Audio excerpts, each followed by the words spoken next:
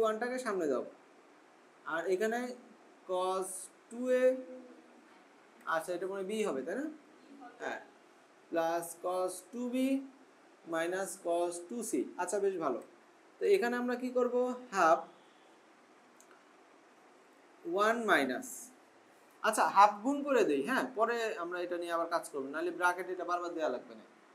এমনিতে এখন একটা ব্র্যাকেট লাগবে, হাফ মাইনাস কমন নিলে কি হবে, cos 2a cos 2b cos 2c।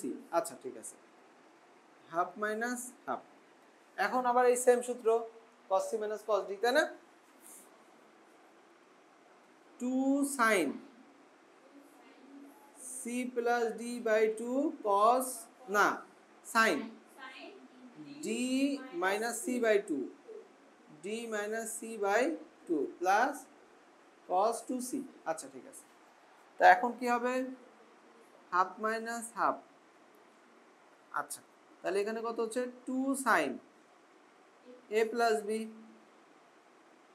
sin b minus a, তাই না, আচ্ছা তাহলে b মাইনাস a থাক। আচ্ছা আর এখানে হলো cos 2c। আচ্ছা a প্লাস b এর মান কত লিখতে পারি, আচ্ছা আমি মাইনাসটা ভিতরে অ্যাপ্লাই করে দিলাম এই জায়গায় নাকি, 2 sin এখানে হলো পাই মাইনাস c